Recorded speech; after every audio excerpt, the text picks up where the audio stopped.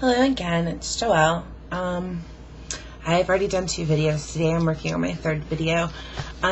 What I wanted to talk about this time around is bipolar disorder. I've also been diagnosed with bipolar.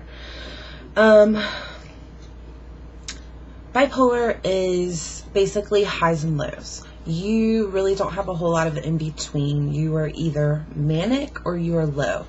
My manic episodes include all kinds of crazy stuff.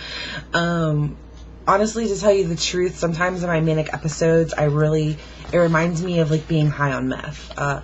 Seriously, my house is, I'm just a complete clean freak. I have some, OCD compulsive behaviors, I guess you would say.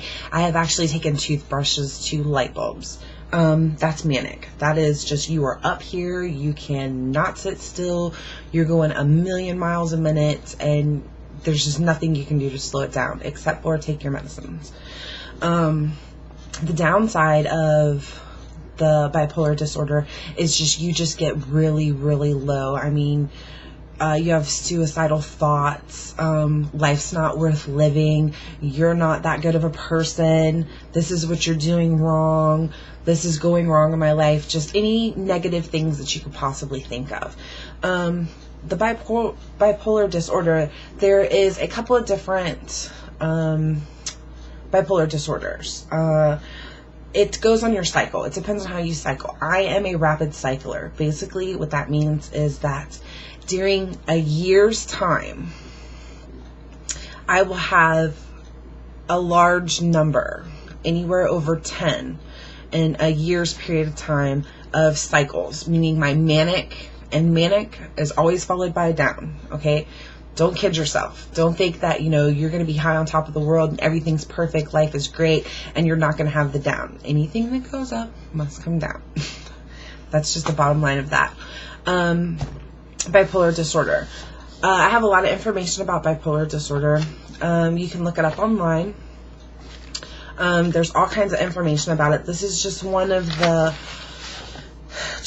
things that I have, and it talks about the diagnosis criteria, classification, associated features, treatment, and prognosis. And then it also talks about history and references.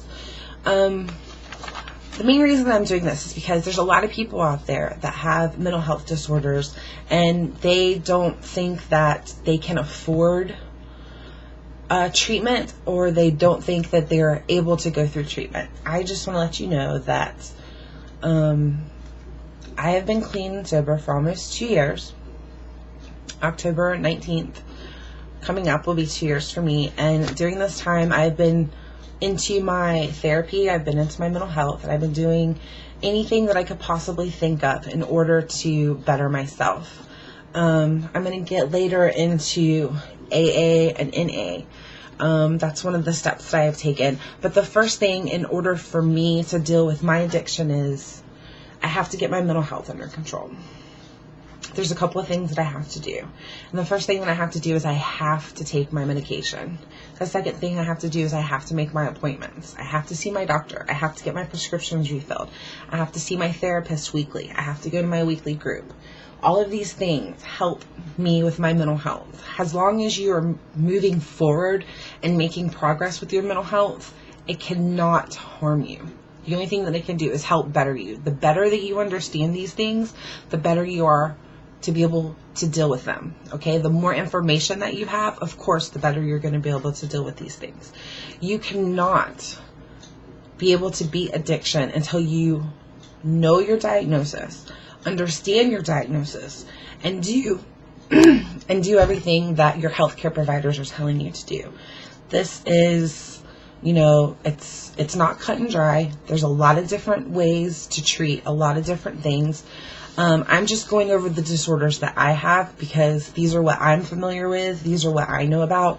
But the information that I'm giving you is, is wide ranged. I mean, if you've been through anything traumatic in your lifetime, you probably have some form of a mental disability, whether it's, dealing with everyday life, just anything. If if you've had traumatic events in your lifetime, looking into mental health is definitely something that I suggest that you do. Because in order to maintain sobriety, you have to understand the underlying things that caused your addiction. So understanding what made you use is going to help keep you sober. So that's all I have for this video. Thank you. Blessed.